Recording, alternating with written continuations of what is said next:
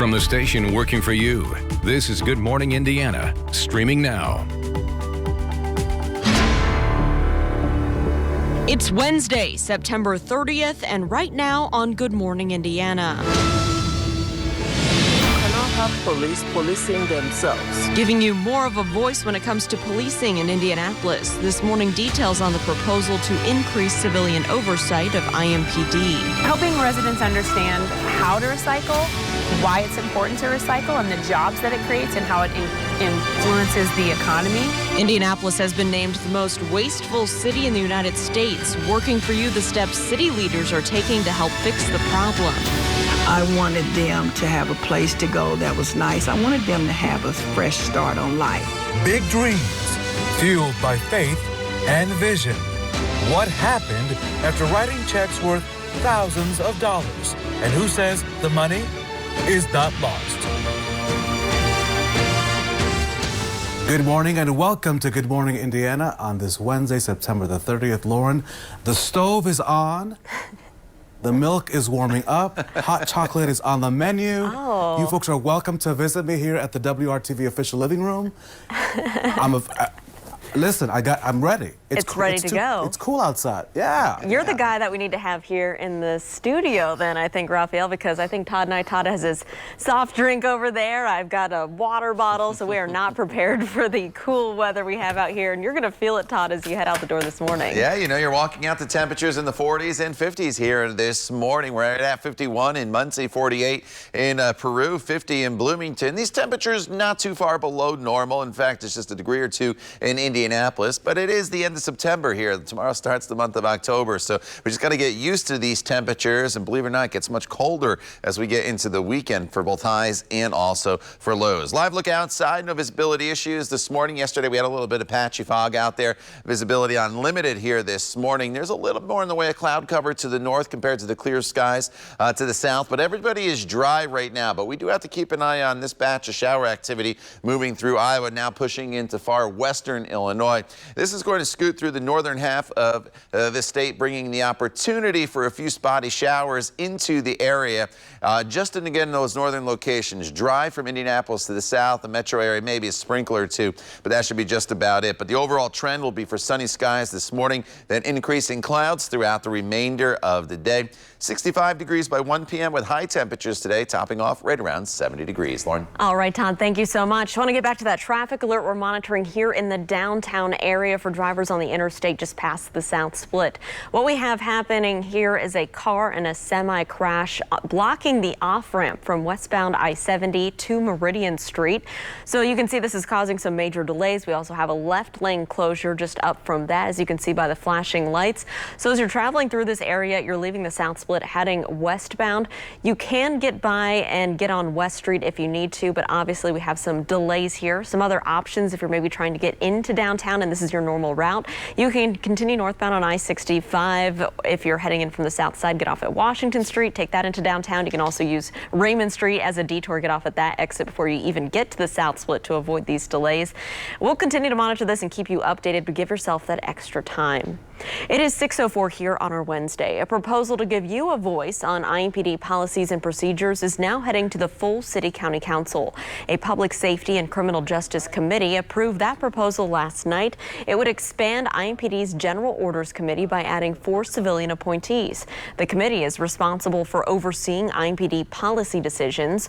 Right now, the committee is made up of 3 law enforcement officers. Before the vote, the council heard from members of the community and the president of the local Fraternal Order of Police.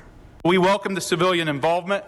We just wish we could have had more of that before we got to this stage, and we hope that we can have it before this is eventually brought up for a final vote. You cannot have police policing themselves. Having civilians on this board, we ensure that we have accountability, we have transparency, and the community is well involved.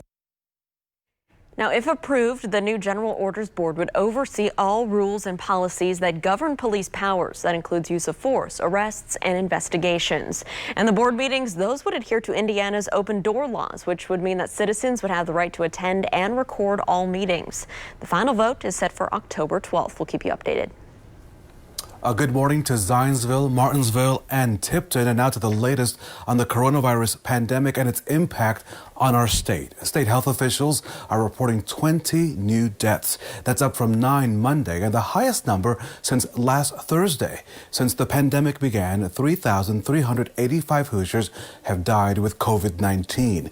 Health officials also report 227 probable COVID-19 deaths. September has proved to be the deadliest month so far for Hoosiers since July. So far, a total of 310 people have died with COVID-19. State health officials also report an additional 761 cases of the coronavirus. That's down from the Monday's number and the lowest reported number of cases over the past 6 days. So far, 119,066 Hoosiers have been diagnosed with COVID-19. Those under the age of 40 continue to have the highest infection rate in our state. Here at 6:06, Indianapolis has been deemed the most wasteful city in the United States. And city leaders here, now they're working to solve problems that have been around for decades. WRTV's own Kelsey Anderson joins us this morning with more on what all of us can do. Kelsey, good morning. Hey, good morning, Lauren. So we are at one of the many locations in downtown Indianapolis where you can recycle, and you can see that this bin is pretty full. But despite it being full, Indianapolis is only recycling at a rate of 7%, while the rest of Indiana is at about 20%. And so that's why city leaders are partnering with the Indiana Recycling Coalition in hopes of making Indianapolis less wasteful. The goal of the Indiana Recycling Coalition is to get the state at 50% recycling rate, and they have to start with Indianapolis. The first thing Executive Director Allison Mitchell tells me they have to do is inform and educate the residents of how to properly recycle. 3 rules for proper recycling. It's know what to throw, which the other way to say that is when in doubt, throw it out. So find out specifically what your hauler wants you to put in your recycling bin and stick to just that. The other is empty, clean, and dry. So make sure when you throw something in your recycling bin, it's empty, clean, and dry so it doesn't contaminate other things. And then don't bag your recyclables. The bags and the plastic film create a lot of trouble for the recyclers at the sorting facility. She says they also have to work with the city behind the scenes on the policies and the mechanisms for improving recycling infrastructure and investment here in central Indiana. Now, there are dozens of places across Indianapolis where you can recycle, and we've got those listed for you over on WRTV.com. We've also got more information on what can be recycled and the best practices when recycling. Reporting live, Kelsey Anderson, WRTV. Kelsey, thank you. Hispanic and Latinx business owners are getting new help to succeed. This is coming from the Indy Chamber. Let me tell you about this new program. It's called Accelerate Latinx, again created by the Chamber's Hispanic Business Council. It includes classes, mentorship, and networking opportunities. Deanna Kay recently graduated from the year-long program.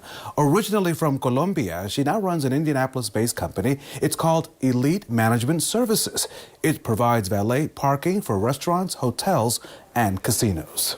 We just have our own position in the community, and I think as a business owners, we don't know everybody in the community. So it's important to expand our network. There is a unique challenge. I think all small businesses are faced with trying to network and grow beyond their own 4 walls. Immigrant businesses, Latin businesses in particular, are specifically susceptible to getting stuck with one restaurant or one client. To participate in this program, business owners must have been in operation for at least 2 years, gross more than $250,000, and have at least 1 full-time additional employee. For more information about this program, go to our website, WRTV.com, and click on this story. Homeowners on the south side of Indianapolis, they're not interested in a free streetlight that will be outfitted with 5G technology. I told you yesterday about the petition drive now underway opposing the placement of a 5G cell in the Richmond Hill subdivision. Homeowners there recovering from the 2012 explosion don't want what they call another eyesore in their neighborhood. The explosion site, as well as the site where 2 people were killed, they remain vacant lots. Homeowners plan to make their opposition to 5G known next week at a zoning hearing on Tuesday. Now, Verizon did send WRTV a new statement, and it reads, "We are in the process of finalizing approvals for a small cell on a pole that would also bring a new streetlight to the community without taxpayer cost. We will follow all applicable regulations and processes to ensure that it is installed safely. All equipment used on our network is approved by the FCC." Lauren? Rafael, we know several local organizations are working to meet the needs of Hoosiers during this pandemic. After the break, how a West Side food pantry is doing that and much more. Todd. And no issues as the kids head off to the bus stop here this morning. As skies are partly cloudy, just need the jacket with temperatures that are in the 40s. However, as some kids come home in northern locations later on this afternoon, there could be a few spotty showers, but it's only in northern locales with temperatures in the upper 60s. We'll break down the rain chances for today and look ahead to your weekend as well coming up when Good Morning Indiana continues right here on WRTV.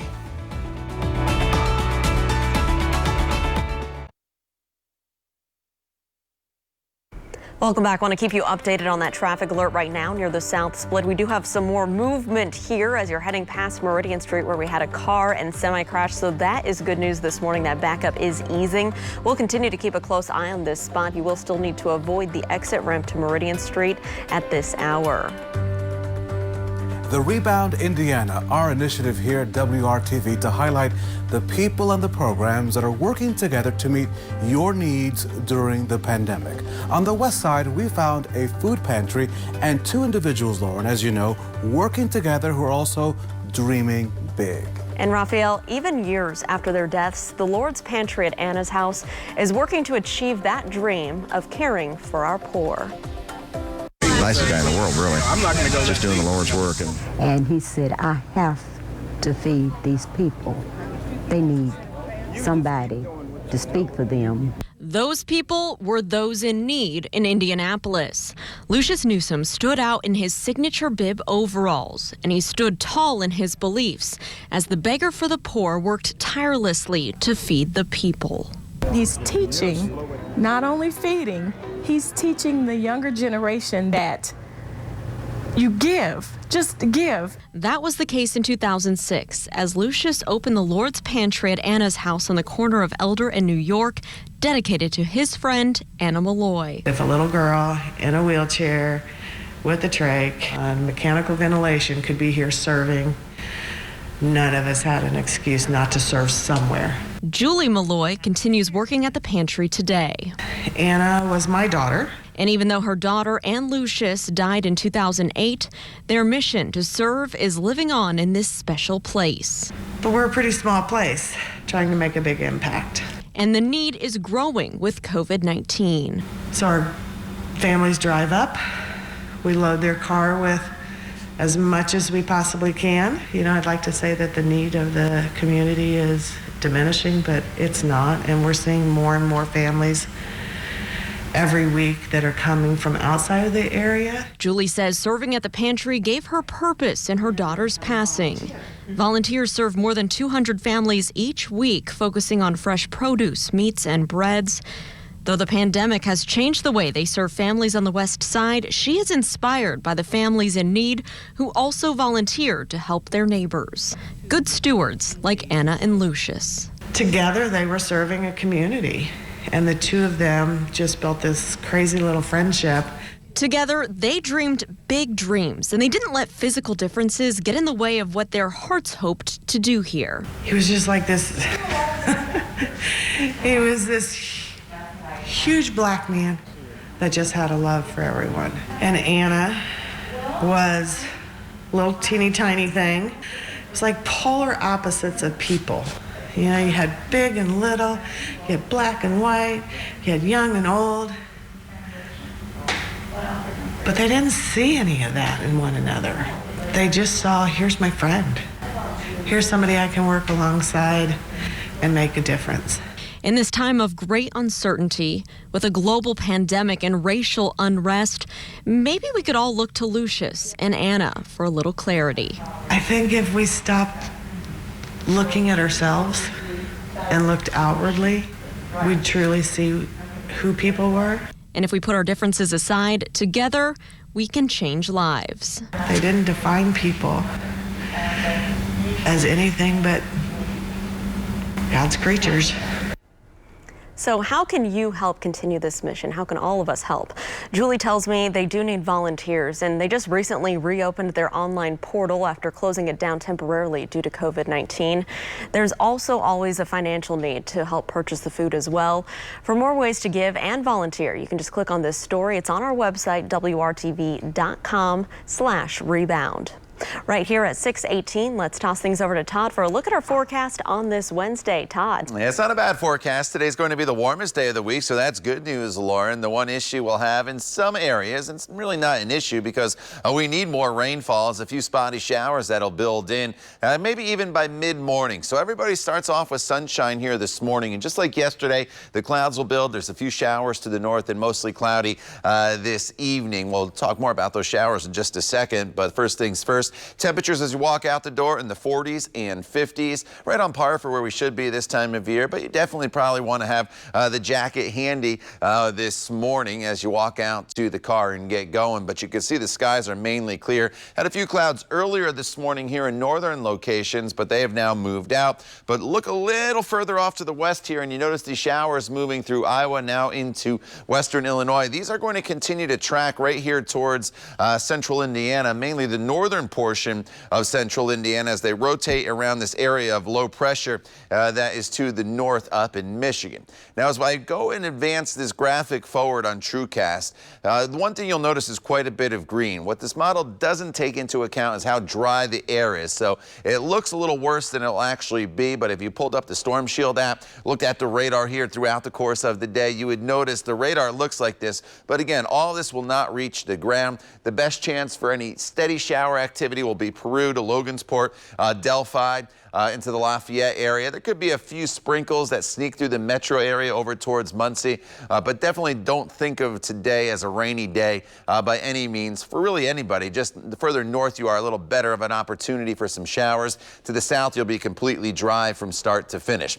Highs today, even with the clouds building in, will be close to normal. Our normal high is 72, upper 60s to right around 70 degrees, where there's no threat of rain today. Martinsville over towards Brazil, 74 degrees, and then in the mid-70s as well in Bloomington, as well as Seymour. This evening, temperatures will fall back down into the 50s. Soon as the sun sets, the skies will start to clear. That is the good news, and then it sets us up for a cool overnight period. We start your day off tomorrow with temperatures in the 40s, so very similar to today. And then as we work our way throughout the day, high temperatures will not be as warm tomorrow as they will be today, only low 60s. And then as we work our way into Saturday morning, look at this, 39 degrees.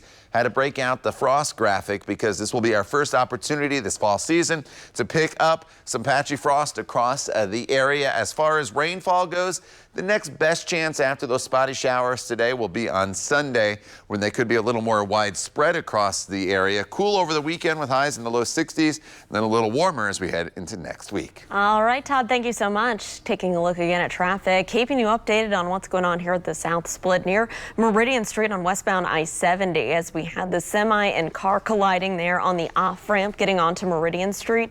You can see the ramp there still blocked at this time, but traffic on the interstate is back moving. So that is great news if this is part of your commute. If you normally use Meridian Street to get into the downtown area to head to work, you may just want to head one exit up there to West Street. And of course, we'll continue to monitor this spot and any other crashes around the metro area in central Indiana, and we'll keep you updated. Raphael. Lauren, the numbers continue to come in. Over the last month, the U.S. has seen a sharp rise in COVID-19 cases, especially among young children. In April, 2% of children made up the country's cases. Now that number is up to 10%.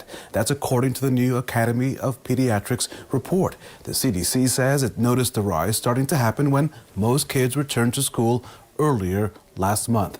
Teens were more likely to become infected than young children. The CDC says most children have mild cases, and hospital stays and death rates are much lower than adults. The pandemic has created a shortage of everything, as you know, from Lysol wipes to refrigerators. Ahead on Good Morning Indiana, consumer reporter John Matteries looks into this worsening appliance delivery time issue so you don't waste your money. Now let's head outside on this Wednesday morning. A big good morning to Anderson, Amity, and Acton, all great places to call home. You're watching Good Morning Indiana right here on WRTV.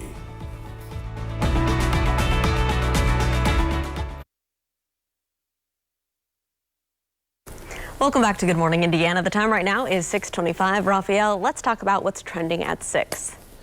So some people love CrossFit, some people like Zumba, some people like Todd like golfing, or maybe just riding their bikes. But how about goat yoga, Lauren? That's right, goat yoga. Right here on Good Morning Indiana. A farm in Missouri is helping people get through this stressful year, and it's been so stressful. Sheila Patton has been offering goat yoga now for 5 years. Her clients say it's the perfect way to relax. Once COVID hit, she kept getting calls from people who just wanted to hang out with the goats as a way to unwind. So she started offering goat therapy sessions. She says when you're around the animals, they provide you a sense of calm, a little bit of silliness because, of course, of their unpredictability. So if you like that kind of stuff, a little goat yoga, why not? You've done that in Franklin, right? I think you've done. I have done that. Yes, okay, yes. I remember. All right, so beer and chocolate lovers rejoice. Yuengling and Hershey's, they're once again joining forces to make their chocolate porter. But for the first time, fans can enjoy the beer in bottles from their own home. The specially brewed beer blends Yuengling's dark porter with Hershey's chocolate, caramel, and malts for a smooth finish. It's available in bottles and drafts in 22 states, and that includes right here in Indiana while supplies last. All right, check that out. Congratulations to Mark Arenstam. The Carmel-based jeweler is our hometown hero on this Wednesday.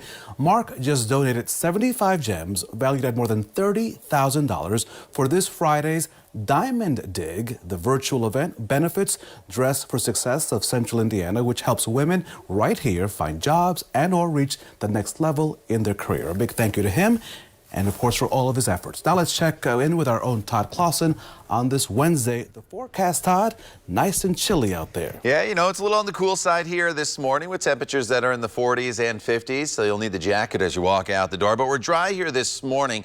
As the day goes on, there is the chance for a few spotty showers in northern locations, and that's why your temperatures are going to be running a little bit cooler today, probably mid to upper 60s compared to where the sun's out throughout much of the day, and temperatures will be in the mid 70s from Bloomington over towards the Columbus area. But today will be the warmest day of the week as the week goes on. Look at those temperatures, Lauren, cooling off. Highs on Friday may not even get out of the 50s. Whew, all right, Todd, thank you so much. Well, we are all familiar with the shortages that have rolled through stores all year long in this pandemic. Lysol wipes, that's understandable, right? But refrigerators? Consumer reporter John Matarese looks into the worsening appliance delivery time so that you don't waste your money. Need a new fridge, washing machine, or microwave? Well, you might want to plan ahead because delivery dates are getting pushed further and further back this fall. It's the latest shortage this pandemic year, but to many homeowners, it's the most frustrating of all. We're talking the appliance shortage as stores struggle to get basic kitchen appliances to their customers. It started with freezers, and it's gradually gotten in any appliance category, so a microwave, range, anything. There are 3 reasons: springtime plant shutdowns, shipping delays from China, and surging demand as homeowners redo their homes this year. So from the Doesn't That Stink file, while you need to check delivery dates very carefully, the website mouseprint.org says you will find plenty for sale at Lowe's, Home Depot, and Best Buy. But Mouseprint found a popular Whirlpool fridge will not be available at Lowe's till December 10th. A Sears fridge that first said 3-day delivery actually won't be available till October 14th. And a Best Buy fridge just says coming soon. And that stinks if your old one just quit. Solution? Don't be fussy about brand or features if you need one ASAP. Bottom line, if you can be flexible about the model, you should be able to get something in a few days. So just don't waste your money. I'm John Matarese. Good Morning, Indiana. From the station working for you, this is Good Morning Indiana, streaming now. Now on Good Morning Indiana on this Wednesday morning, here is your 6:30 news feed. A former state lawmaker and an Indiana casino executive, they both face federal campaign finance charges. Former Johnson County State Senator Brent Waltz is accused of helping to conceal illegal corporate donations to his unsuccessful campaign for Congress in 2016. Also indicted for making the alleged donations was casino executive Jack Keeler, who is also a former state lawmaker. More downtown restaurants are closing due to the effects of the pandemic. Sam's restaurants closing its cafeteria inside the One America Tower, as well as Sam's Tavern inside the Gibson Building at North Capitol and West Michigan Street. Owner Ed Sam says that he had to make the tough decision because of the dramatic drop in revenue. The cafeteria will close at the end of October. The tavern had been closed since the spring, and it will not reopen. The Indianapolis Motor Speedway and Gleaners Food Bank teaming up to help feed hungry Hoosiers. Each year, nearly 2 million people in our state face food insecurity. So as part of a partnership with Gleaners, IMS will host 2 food distribution events later this year. To learn more about donating to Gleaners, visit this story right now on our website, WRTV.com. Welcome to Good Morning Indiana on this Wednesday. And Lauren, I will not be surprised if momentarily I get a text from Mrs. Sanchez asking, why did you turn on the furnace? Because she's getting ready to go to school, and it's kind of cool here at home. Yeah, I was wondering, Raphael, if you had turned on the furnace yet. Here it says on our screen, 48 degrees. So, Todd, it is pretty chilly as folks are waking up this morning. Yeah, you know, it's cool out there, and that's going to be the case here for, the foreseeable future. Today's the last day of September. We're going into October, obviously, tomorrow, and so you're going to have to go back and forth between the light and the medium weight jacket, at least for the first few hours each and every morning. You need to add the sunglasses today. You'll need those, and that jacket, as Raphael was alluding to there with the cooler temperatures. I didn't check the umbrella, although there will be likely a few spotty showers that will sneak through parts of the area mid-morning into the early afternoon hours. We're in the 40s and 50s currently across the area, and skies are mainly clear. We all wake to sunshine, but this little batch of rain moving through Iowa into northern Illinois, that's going to make its way through northern Indiana here during the middle half of the morning and into the early afternoon. It moves through pretty quick. That is the good news. And most of the showers should be very light. The further south you live, you're completely dry, and as a result, your temperatures are going to be a little bit warmer. But increasing clouds for everybody as the day goes on. 63 degrees by the noon hour with high temperatures today. That'll be topping off right around 70 degrees. All right, Todd, I want to keep you updated on the situation we are monitoring at the South Split and westbound I-70 to Meridian Street. You can see everything is back open after an earlier semi-crash on the ramp system. There, traffic is moving along back to speed in both directions. So that is great news if you're heading in and out of downtown this morning. Of course, we'll continue to keep a close eye on your roads throughout your Wednesday. The time right now is 6:32. Let's get to the coronavirus pandemic and its continued impact here on Hoosiers all across our state. Let's start by taking a look at the new numbers of coronavirus-related deaths reported here in Indiana. The State Department of Health reporting 20 new deaths related to COVID-19 on Tuesday. Since September 1st, 310 people in Indiana have died with COVID-19. That's an increase from the number of deaths reported in July and August. The Health Department also reports 761 new coronavirus cases. Since the pandemic began back in March here, more than 119,000 Hoosiers have been diagnosed with COVID-19. Lauren, when the Big Ten tournament was called off in early March because of COVID-19, many Indianapolis hotels began sending employees home. That was part of the ripple effect of this pandemic. The move nearly 7 months ago was supposed to be initially just temporary. That's not the case. As you know, we first introduced you to Lisa Worley and Celesta Nichols after they were furloughed from their jobs at a downtown hotel. Celesta is getting by with her Social Security, while Lisa, she found a job working at an assisted living facility. But the former lounge hostess and lead servers say, aside from the money, the pandemic has taken away the jobs that they love. It really is. It's been frustrating. You know, I want so badly to get back to work. I miss our clients. I miss our guests. I honest to God believed we'd be back to work. Things would be back to normal. Well, whatever normal is now. Yeah. So, and it's scary. Great personalities, and I'm sure your guests and your clients miss you as well. The sisters say they've been told it will be at least another 5 months before they can return to work. Lauren? Democracy 2020 now, and a major court ruling when it comes to voting by mail this year. A federal judge says Indiana has to give you more time to mail in your absentee ballots for the November 3rd election. State law says the absentee ballots have to be received by election officials no later than noon on Election Day. But last night's court ruling means that an absentee ballot that is postmarked by November 3rd will be counted as long as it's received on or before November 13th. The nonpartisan group Common Cause Indiana had sued the Secretary of State's office to extend that deadline. Common Cause argued that voters needed extra time due to an increase in the number of people voting by mail during the COVID-19 pandemic. So WRTV, we're working for you to make sure that you have everything you need to be ready for November right now online.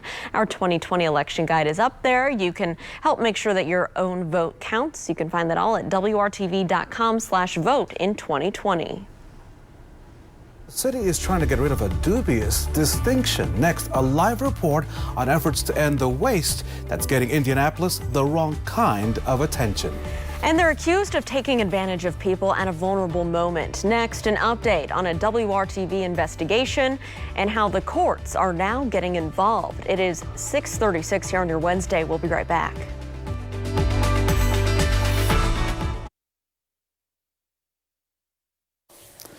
Welcome back to Good Morning Indiana. And on this Wednesday, Indianapolis is set to be one of the most wasteful cities in the country. That's according to a new report. So now people are coming together, recycling a number of ideas to get off of that dubious list. WRTV's Kelsey Anderson, she joins us live this morning with how leaders are working together to clean up this issue. Kelsey, good morning.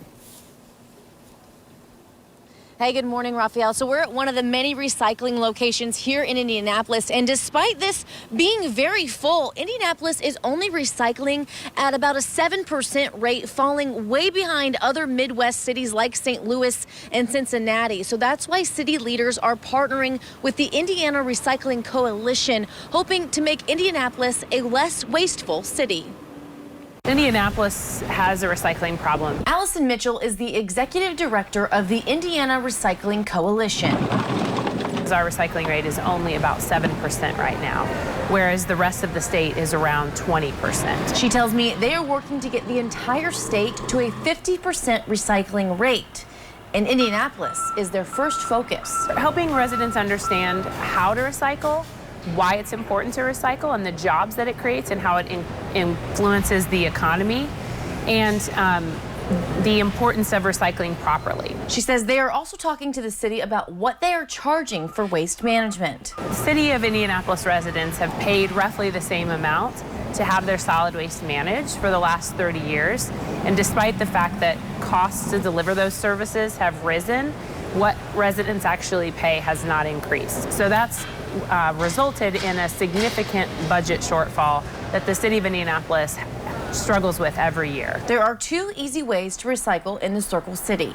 Residents have to either pay for curbside recycling, which is about $100 a year, or they can take it to a handful of locations across the city for drop-off. Mitchell tells me another bonus to recycling is the jobs it creates. She says recycling creates about 10 times more jobs per ton of material than throwing it to a landfill. We're trying to encourage residents to understand when they make the choice between recycling and not recycling, that when they do recycle, it's important because it does create jobs here in Indiana.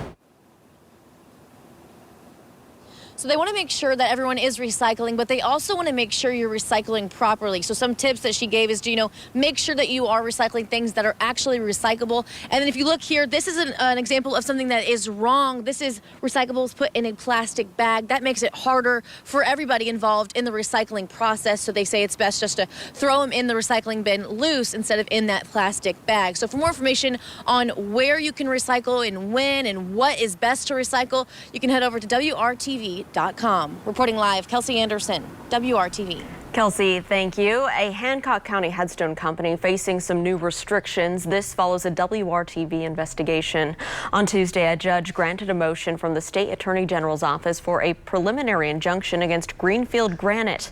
That means the company can't sell or remove monuments until the legal process plays out and can't engage in sales that it can't complete. The injunction also gives the attorney general's office 2 weeks to take inventory of that business.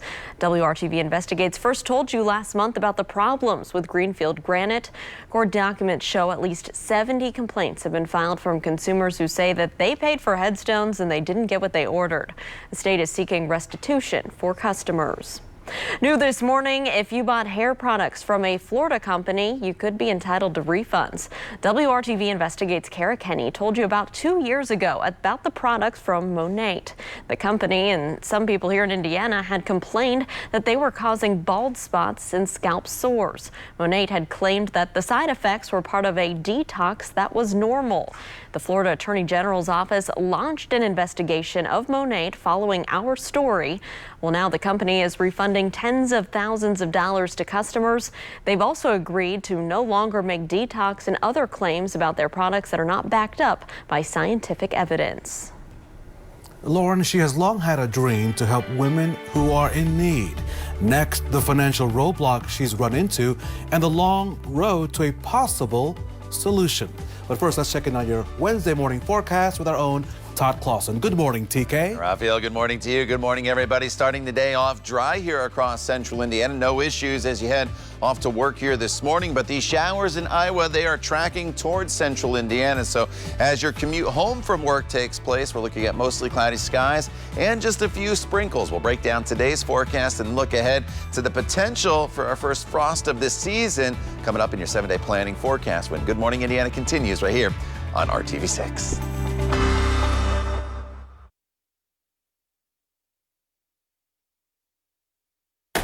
It is 6:45. Welcome back to Good Morning Indiana. Raphael, a woman with big plans reached out to WRTV after paying thousands to get funding for a faith-based project. And Lauren, I've been talking to Kim Kidd now for several months. We first met before the pandemic, so a portion of the story is done without wearing any face coverings. But this morning, Kim will unmask why a home for women in need is still on hold. This here's your lodge room. You have a guest room. Kim Kidd has a dream, which she put on paper. This again is your second floor. A woman of faith who feels called to build a home for women in need. It would help them get back on their feet. They would have housing. They would have training. I don't care if they from the White House or they from the prostitute's house. I have a heart for people, and my desire is to see all people succeed in life. Kim is not a rich person, so a former friend connected her with MT Management. It offers what's known as a private placement program, which is an option for some to a traditional bank loan. Mike Troyan is MT Management. We're basically a matchmaker where we match the client with investors, and then they negotiate and work out the different types of arrangements in order to get them financed. Troyan says his office has helped many people over the years receive millions of dollars in funding. So this is not a Ponzi Not scheme at all. or a pyramid It is scheme. a very viable program, and a number of the clients that come to us have already been, in their words, thrown out of their banks. But a lot of these people are legitimate business owners. They're legitimate. They just can't meet the strict guidelines of the bank financing. To get the ball rolling, Kim paid $6,000 to MT Management in April and May of 2019. The goal, to get $1 million investment to support her women's home. Troyan says that Kim's application was rejected because she's not operating as a LLC. Kidd says Troyan was aware that her project is a not-for-profit. Both sides are at odds on that issue. So you're saying that the money is not lost? No, if she will just work with us, we are ready to work with her. The train never left the station. It never left the station. But you paid $6,000. $6,000, yes. What did you get for $6,000? Absolutely. Some paper, a bunch of paper. So Kim is now hoping that MT Management will refund the $6,000 to her charity. By that way, that home was scheduled to be placed in Fishers. The company, though, says those dollars are non-refundable but can be recouped at the closing of their program. We'll keep working on the story and bring you any developments in the days or weeks to come. But keep these things in mind when you're working on a financial deal, when it comes to any kind of financial investments. Always look at all of your options. Remember that the devil is in the details. Get a lawyer to review your paperwork, especially if you don't understand legalese, and never ever pay upfront fees. Keep those things in mind. This morning, we are keeping in mind a light jacket or a light sweater as we head to the bus stop. Todd Clausen is standing by with your Wednesday morning forecast. Yeah, you definitely need that this morning as you get going here. Raphael, on this Wednesday morning, it's cool out there, not unseasonably cool. Our normal low temperature this time of year is 50 degrees, and we're just a couple degrees below that in many locations, and then above that in a few locales. Lafayette at 52 degrees, 51 right now in Muncie, but 48 from Indy to Martinsville, Columbus at 46 degrees. So over the next couple hours, temperatures really won't do a whole lot. We'll stay in the mid to upper 40s. And then once the sun comes up, we'll see these temperatures start to moderate pretty quickly across the area. And we do have a good amount of sunshine to start our day, but that'll change fairly quickly as we get into the middle half of the morning. You could see some clouds that were here earlier this morning are moving out, and so we all have a good amount, again, of bright sunshine to start. But there's some showers from Minneapolis back into Iowa, and these are going to be heading in our direction over the course of the middle half of the morning and eventually into the afternoon as they spin around this big area of low pressure that is to our north. Let me go over to TrueCast for you. We'll time them out hour by hour. Here's the time frame up in the top right-hand corner of your screen.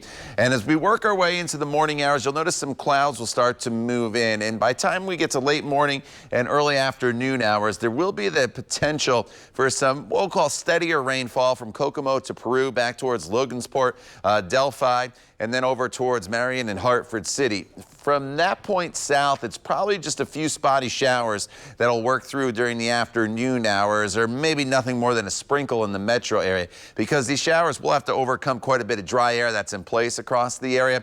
So we're never going to get into a steady rainfall. Just know for those of you to the north, you have the best opportunity for showers. To the south, you're mainly going to be dry throughout the entire day. And because of that, your temperatures are a little warmer in southern locations today, mid-70s, right around 70 degrees in the metro area, and then mid to upper 60s in northern locations. And these are the warmest temperatures that we will see all week long. When you see your 7-day planning forecast in just a second, there's a big cool down that is heading our way. Any clouds that are out there this evening will fade away for clear skies pretty quickly as the sun starts to set. And then overnight tonight, temperatures basically a couple degrees cooler tomorrow morning than where they are right now. We're in the low to mid 40s across the area. And tomorrow's a cooler day. We build in the cloud cover once again. Can't rule out the chance of a few sprinkles tomorrow afternoon as some of those clouds move through. But otherwise, we are looking at a mainly dry day. And as you look at your 7-day planning forecast, Friday jumps out at you for the high temperature, only 59 degrees. Then Saturday morning, that 40 jumps out at you for a low temperature. And that 40's in the city. Get to the outlying areas. We're talking about temperatures in the 30s, potentially a patchy frost developing across the area depending on the winds. But either way, it'll be very chilly. And then as we get into Sunday, potentially the wettest day in our 7-day planning forecast as numerous showers look to move through the area. Lauren? All right, Todd, we do have a backup I want to show you right now in traffic. This is out on I-70 near State Road 9 in Greenfield. We do have that right lane closed for road construction. Same spot as yesterday where we were seeing those delays. So traffic squeezed into the left lane. The slowdown is between State Road 109 near Knightstown all the way over to State Road 9. Give yourself that extra time or maybe use US 40 as a detour. We're back with your top stories just after the break.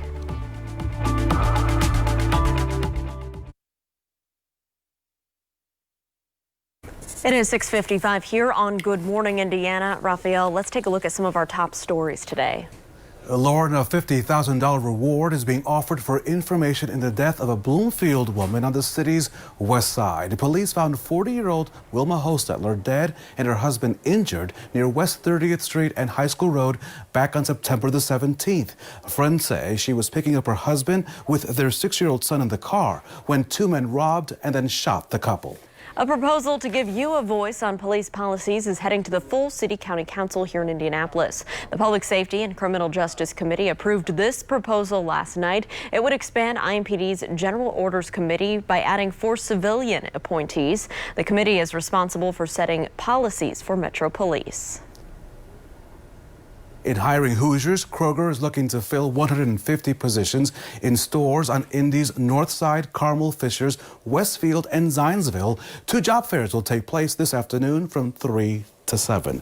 Now let's check on the weather aisle to see if Todd Clausen has a deal for us on this Wednesday. Todd, what do you have for us today? You know, it's not a bad day for us, Raphael. It's the warmest day in our 7-day planning forecast at 70 degrees. And we're starting off, as you'll see here in just a second, with the sunrise with lots of sun. There will be a few spotty showers in northern locations this afternoon, but most of us remain dry. Then cooler as we head towards the weekend. 59 on Friday, some frost possible. And then as we head into the weekend, Saturday is dry at 60 degrees with showers on Sunday. Lauren. And let's take a look at that sunrise, Todd. Here it is coming up over central Indiana. We're back here in 25 minutes and all throughout Good Morning America with local news, weather, and traffic updates. We hope you have a great Wednesday. Thanks for joining us.